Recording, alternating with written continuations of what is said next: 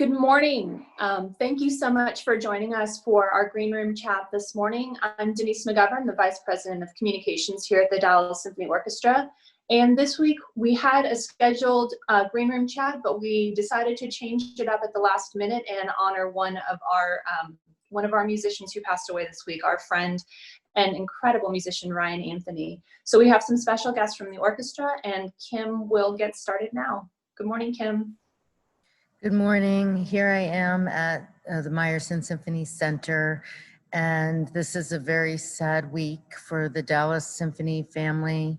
I was actually taping the pre-recorded Green Room talk when on my email I saw the terrible news and just had to try to remain undistracted to finish, and then run to my office and call Kevin and some others. So I thought it would be so appropriate for us to honor Ryan and talk about his legacy at the Dallas Symphony and beyond with all his work with Cancer Blows. And so Kevin Finnemore, Tom Booth, and Haley Hoops are here with me today to talk about Ryan. So Kevin, if you don't mind, I'd love to start with you, since you were talking to Ryan daily for more than a decade, really.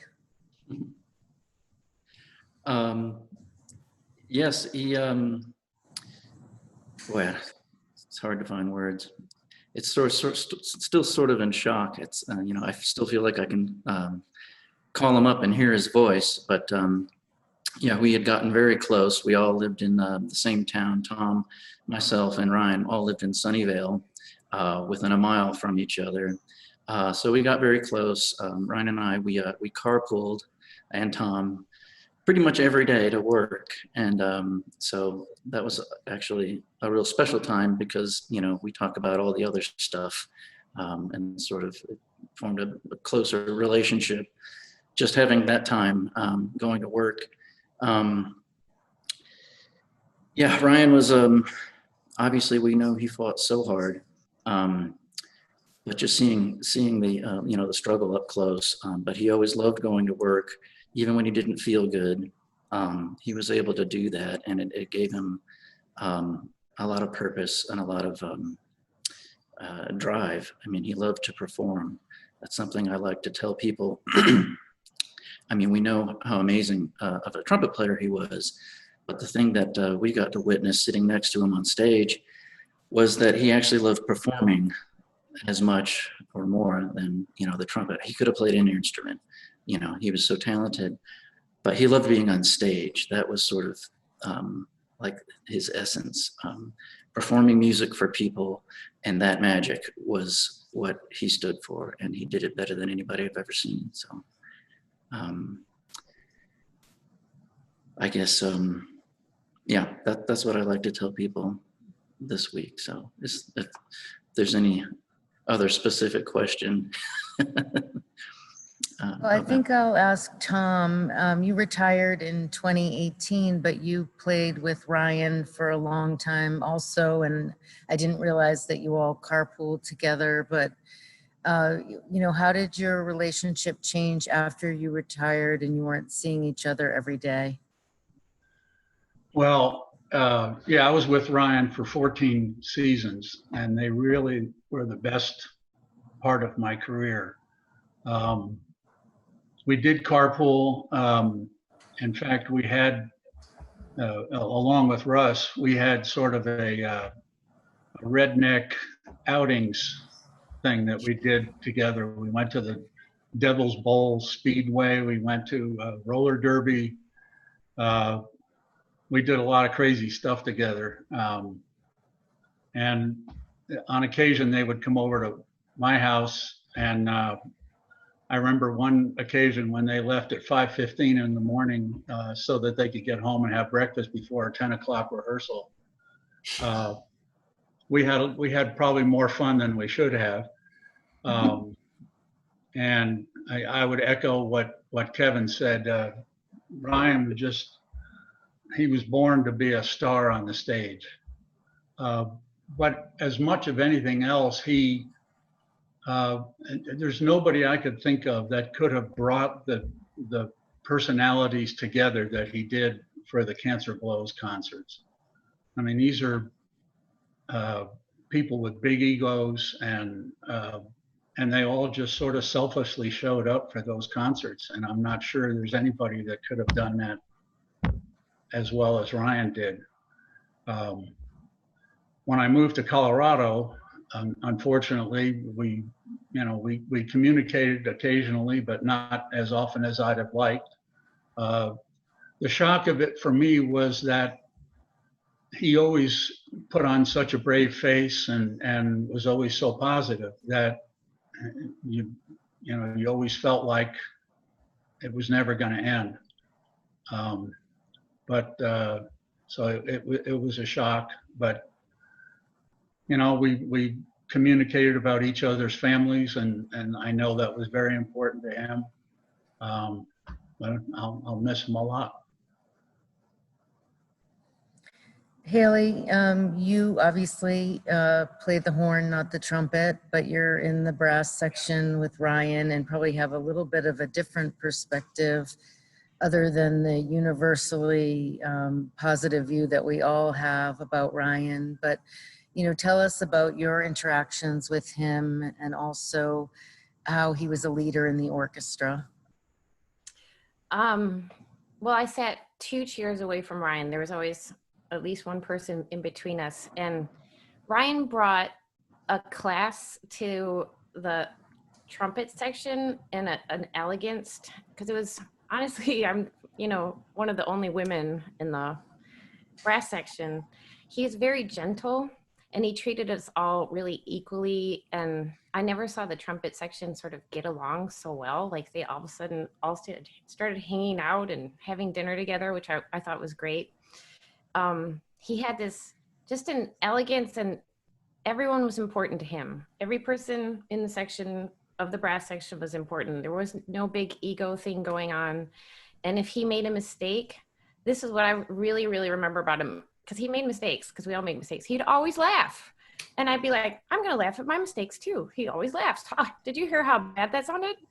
And so it made you feel like, yeah, this is, and then he'd say, this is nothing. I'm fighting cancer all the time. I've just made a mistake. Who cares? And so you kind of, if you felt bad at all, you weren't feeling good, you would look at him and think, God, he's fighting for his life, and he keeps showing up, and he keeps sounding great, and he keeps laughing at himself, and he keeps smiling. So you wanted to work with him. You wanted to be around him. He was just infectious. And I would ask Kevin, how's it going over there? And he'd say, he's just incredible. And they were always smiling, the trumpets. So it was he was just really nice to have there, because I think he was the 3rd principal trumpet I'd work with. And I shouldn't say he was my favorite, but I really enjoyed having him. Maybe I should say that. And the other thing, when he first moved to Dallas, he didn't know a whole lot of people. And I had heard about him coming from Memphis. There were one of my friends played with him in Memphis, and his family hadn't moved here yet. So I took him out for his 40th birthday. And then we really sort of got along. And that was 11 years ago. I guess it's before you were here, weren't you, Kevin? But for some reason, I was the only person who took him out for his 40th birthday, but it was one of my good memories with Ryan. 3 years before he found out he had cancer. We went to roller derby for his 40th birthday. That was that night. That was that. But I took him out for dinner that week. I guess he had a lot of celebrations. Back to what you were saying about when he made mistakes and things. So many times, he could make a mistake and it was like the greatest thing on the planet. And he made some doozies, and oh my gosh, we laughed so hard.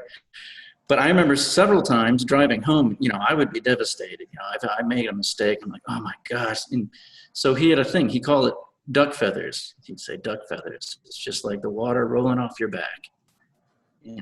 It's like, it's gone. No big deal. Yeah. And he'd always make you feel better. But, you never want to let, as second trumpet player, you don't want to let the section down. And certainly don't want to let, Ryan principal down. But, he just made it better, that kind of thing. So, and he also had this charm. I don't know if anyone's wants to add to this about the way he would talk to the audience. So when I would go to the brass quintet concerts that he would give, when you played in the brass quintet with him, he just made the audience feel so entertained. He had so many stories, was a natural joker. Just he most orchestra musicians don't really want to be seen, as though we can't be seen, but not Ryan. He was always, here I am, just really charming and talking, and he made us feel, well, you could tell he was a star, and he made you sort of want to be a star with him. But he was naturally, That's what I'm referring to. It's like this essence. It's just the performance. I mean, it was just amazing that we could do that. So he came from Canadian Brass, which is a renowned group. And I wonder if any of you know the history of why he decided to go from that to, a principal trumpet position in an orchestra. And obviously it happened over a few years where he was a guest principal, and then he became an interim. And I'd just be curious to hear about that change. Yeah, when he was, am I muted? No, I'm not. When he finished up with Canadian around, I think I'm going to say 2001, 2002, somewhere in there. He was starting a family. Lily and Rowan. Lily had been, she was maybe, I don't know, 4 at that point. Rowan was born. But he was in Memphis, and he was going to launch a solo career. So he was putting together portfolios, starting to organize, doing a big solo thing. And we were looking for a new principal trumpet player. And somebody gave Andrew Litton his name, and so we brought him in. And that's just, we couldn't get rid of him. It just sort of happened that fast. But I remember going to lunch with him once when he first got here. Just sort of, he was sort of entertaining the idea of being a principal trumpet player, and it just got more and more attractive. And then, slowly moved the family here over a couple of years because they were, Nikki is from Memphis, and they're very grounded there. But they eventually made the move over. But I remember the first lunch I had with him in between rehearsals. We went to an Indian restaurant, and thing about Ryan, he'd eat a lot of food. It was amazing. He was super skinny, but I mean, he'd have half his plate down before I even got my napkin ready and stuff. It was just incredible. So we didn't know each other that well at all. And he spilled all the stuff all over his pants. And I had to drive him back to the hotel to change clothes. So we always joke about that, that awkward first time we went to lunch when he spilled half of his Indian food on his lap. It was great. I think when he was with the quintet, they were traveling all over the world. And even if he had had a solo career launched from Memphis, it probably would have involved the same kind of time away from home. And I think once he spent a couple of years with the orchestra, he saw that as a much more stable kind of opportunity for his family. And it certainly didn't slow down his solo performances at all. He was working on something to play for somebody somewhere in the world all the time, even while he was in the orchestra. So Tom, you kind of showed him the ropes, probably, the DSO, because you started in 1977, I think, right? Yeah. And so he would have been the new guy, and you would have been the veteran to tell him, this is what you need to do around here. So how did that all work? I didn't need to tell him much. I needed to tell him how to get to work, because we ended up living in the same vicinity. But he's such he just took to it so easily, and I didn't really have to show him anything. We just naturally hit it off with Kevin and Russ, and we just always had a great time playing together. And he'd done enough orchestra playing to know what that was about. Tell him where the dry cleaners was, or tell him where the stores were. But other than that, he figured it out real fast. And he's such a people personality. I mean, I remember him calling on the way home one time, and he said, I need some basil from your garden because Nikki's making this dish that needs some basil. So yeah, come on over. So he arrived about 6 o'clock and he left about midnight. And I'm not sure what what Nikki thought about that, but you know, that was Ryan. He was just a social being, and he made everybody around him comfortable and always having a good time. Haley, do you have some fun stories about Ryan? I'm trying to think. Mostly, the thing I remember about Ryan was his laugh. It was always like, and it just was infectious. And the whole brass section would, as soon as he would laugh, everyone would shake up laughing. So he had this way. I guess he just made us all kind of feel like family, you know. And that was the thing I really liked about him. I just sort of admired him because he wasn't my section leader, but I watched his section and think they're pretty lucky to have him. He's such a, you know, personable guy, and that they all went out to party together and have lunch together. I mean, they always went to lunch together. So I was a little envious, I have to admit. And now I had been working with him at SMU, and he is a teacher, an organizer. That's when I really started to get to know him more, because we were communicating about organizing teaching. He was so organized, and he kept saying what we're going to do in the fall and we can do this in a couple days. Kept emailing me. I was just emailing with him Friday, and I sent him an email Tuesday. I didn't know he passed. And it's, to me, he was so positive, always so positive that there's going to be tomorrow. And so I never really thought that it was going to happen as quickly as it did. So it was really heartbreaking, especially considering how much we all loved him. Well, it's interesting because when I first started here, of course, I knew of Ryan because the trumpet players at the Boston Symphony would talk about him. He was one of those people that everyone from orchestras around the country would talk about. And he, you know, I knew he wasn't well, but I didn't know what the circumstances. And when I first got here, he looked great and seemed great. And I was so happy to think that he had overcome a lot. And then, you know, soon after he was, found out he needed to have a stem cell transplant again. But we had these interesting conversations because I said to him, well, my father also passed away from multiple myeloma. And, you know, he was more interested in that than I would have imagined. I would just kind of said it because I have experience with that, although it was a long time ago and the treatments weren't as good. And, you know, he asked me a lot of questions, and then he asked me how old my father was when he passed away. And I said 52. And he he wrote me about, I don't know, maybe a month and a half, 2 months ago. And he said that he always remembered that 52. He wanted to get to 52 because, you know, I think I had said something like I was at the age that I could handle it. It was really difficult, you know, when my father passed away.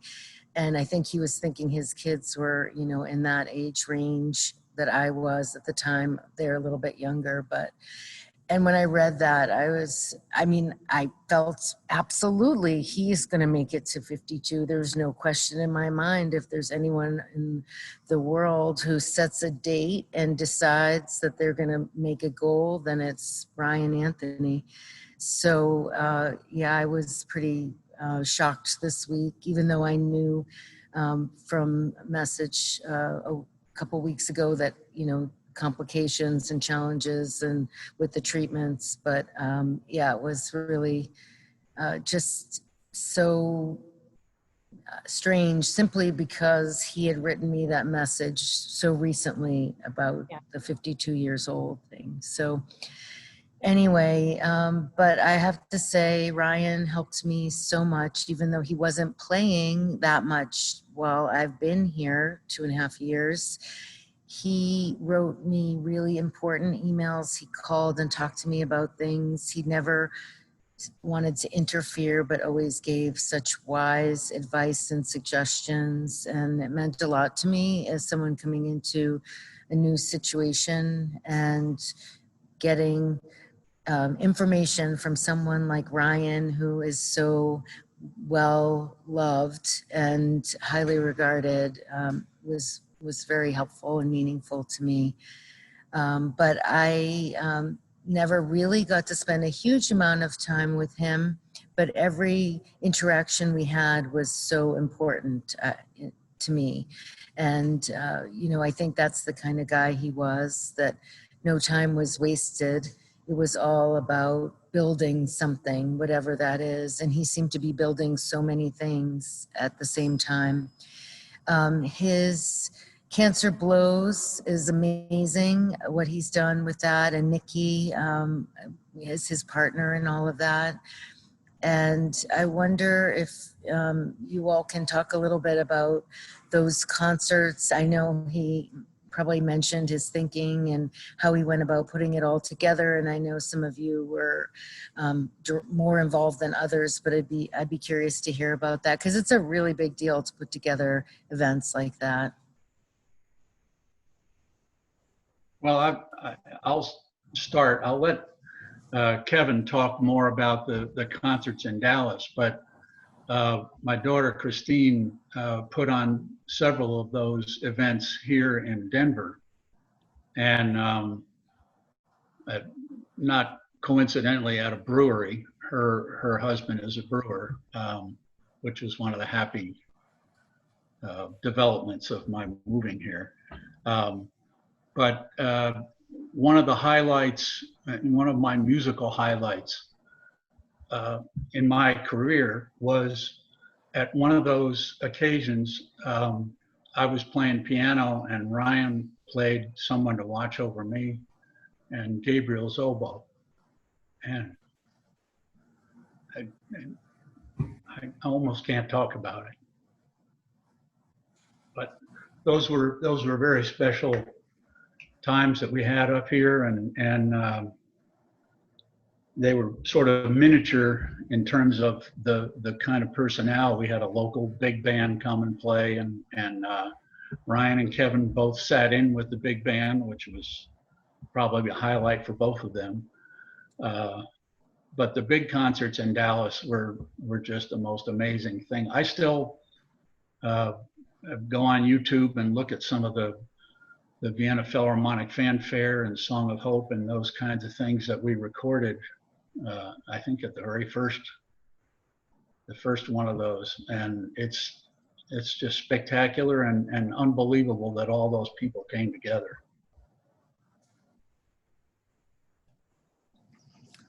Yeah, it's Ryan's magic ability to bring everybody together. Like Haley was saying earlier about the trumpet section, but he did that for the whole orchestra, certainly the whole brass section. I think, you know, the whole group plays better because of the way he affected us. But as far as Cancer Blows starting, it was, my recollection is we were sitting, Jens Lindemann came to visit. He was Canadian brass. He was in Canadian brass with Ryan, world-renowned soloist, amazing guy, amazing trumpet player, huge personality. Sitting around and just kind of had, hey, wouldn't this be kind of neat if we got like everybody together and started naming friends, you know, all of these big trumpet players. It was like this sort of crazy, silly idea sitting around at dinner, you know, over a couple of beers.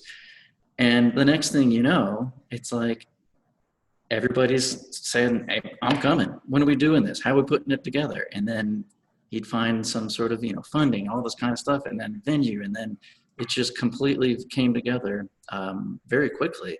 But it was just this sort of like silly idea. And then it just exploded. I remember kind of the fun thing is when we carpool, I'd get in the car and Ryan would be like, oh man, Doc sent me an email, Doc's going to come. And he was just so giddy, you know, because this person, you know, Roshan or, you know, Wycliffe said he can come, you know, this kind of thing. And it just got bigger and bigger, and it was so exciting. And then the concert days would come, the 2 times we did it in the Meyerson, and it was just amazing. I mean, everybody was just so excited, and there was so much energy. There's nothing like it. It was absolutely nothing like it. It was amazing. So I thought it was Doc Severinsen who initiated it. Am I wrong about that? well, I remember sitting around. Because I remember he said, Doc asked him, is there anything I can do for you, man? And he said, yeah, will you come play with me? And he said, yeah. And he couldn't believe it. So I thought that's how it started, but it was. Well, yeah, he wanted to share the stage again with Doc, yes. Oh, but okay. the idea of getting everybody together, it was like, oh yeah, we got to do this, that kind of thing. And then Nikki came up with the name Cancer Glows, and it's like, oh yeah, that's it a good. seemed like it happened overnight, though. All of a sudden, there was this amazing foundation for his cancer foundation, and there were runs that we did, well, in the concerts, of course. And I was always buying a T-shirt or a mug or something. And then he did the brewery things. Tom Booth did out in Colorado, and it was the thing is he always had another event to keep going with Cancer Blows. So it was like a little business. It was great though. And everyone knew about it. Every horn player who came here for a lesson with me, they always like, do you know Ryan Anthony? I'm like, yes, I do. I know Ryan Anthony. He just was a famous, great guy. And everywhere I go, how's Ryan? What's Ryan doing? Not about Kevin. There was also a big event in Cleveland, Right. which you know, people would write music. I mean, that was the amazing thing. How many pieces were commissioned for it, and you know, it's just amazing.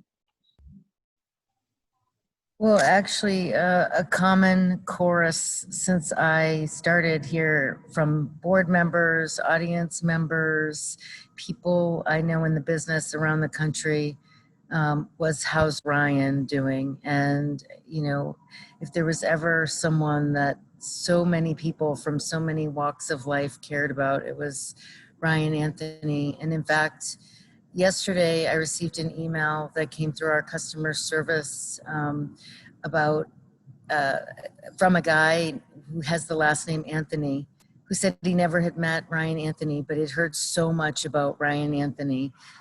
And everyone he met in Dallas asked if he was related to Ryan Anthony. And I mean, isn't that the most amazing thing to hear? You know, it's a relatively common name, but yet Ryan Anthony really holds the Anthony brand, you know, and is the person that, you know, everyone is focused on and cares about so much. So I think we were all lucky. You all had many more years with Ryan than I did, but even in my relatively short tenure, I know the value and the importance of Ryan's contributions to not just the Dallas Symphony and the city of Dallas and cancer research, but to the world, to making the world a better place and to making us all want to be better people. So I think that is such an incredible thing for one trumpeter to be able to do. And I don't know, Denise, if anyone is asking questions since we put this together relatively quickly and didn't get to publicize it, but we're obviously going to send it out and make sure that everyone who wants to see it gets the chance to do so. And we will be honoring Ryan this weekend with the concerts that we're having at the Meyerson, dedicating them to him. And we taped the brass last week, brass and percussion last weekend, and we will also dedicate that recording to Ryan as well. And obviously, when we're back having huge concerts with many people, we will make sure that we dedicate a subscription concert to Ryan. Kim, do you know that Ryan helped organize all that music for the brass concert? I did know that he helped quite a bit. I didn't know how much, and I knew we played two of the pieces that were from the Cancer Blows concerts and composed for him, right? Is that right, Kevin? Yeah, the Cayman was a piece that they did with Canadian brass a lot. They performed it a lot, actually, at the time of 9/11, and it was a very important piece, special piece for him. It meant a lot. And then the fireworks was also a Canadian brass arrangement that they let us use. He also organized all the brass stuff for the Christmas brass shows too. Yeah, we always turn to him, what should we do? And we would always say, let's ask Ryan. Like Ryan was the person that organized all of that brass stuff. Or how should we pull this off? Well, Ryan, he can answer. He's in the hospital, but he'll answer. I mean, he was just always there for us, a little email away, helping us along. And you know, the thing that I want to point out is as a Dallas Symphony Orchestra musician, it's a really, you know, it's a nice job, a steady paycheck. Ryan didn't have to do any of these things. He could have just sat at home and felt sorry for himself, not started a foundation, not helped the brass section, but he just always went the extra mile, and he always engaged the board and the management to work together. He was really just a different kind of human being that we were really lucky to have in the symphony. I think we all agree with that 100%. Well, I think we actually don't have any questions that haven't been answered by everyone. So it's been really lovely to hear so many of these stories. I really appreciate it. One thing I want to add before we go is just knowing Ryan very personally. We've talked about how he loves the trumpet and loves performing and all that kind of stuff. I just want to say that there is one thing he loved even more, and that's his wife, Nikki, and his family. He really loves her. So. Yes, and we will do everything we can to keep Nikki and the kids in the Dallas Symphony family, and we give them our deepest condolences. And of course, it's a heartbreak that we can't even imagine, as much as we all feel so awful about Ryan's passing. For his family, it's just a loss that can never be replaced, and we're very sad about all of that, and we will do whatever we can to help with them. And we hope that Ryan rests in peace, as we all know, because it has been stated by many people and on social media that he's taking over the head role of trumpet player up in heaven, and I don't think we have any doubt about that.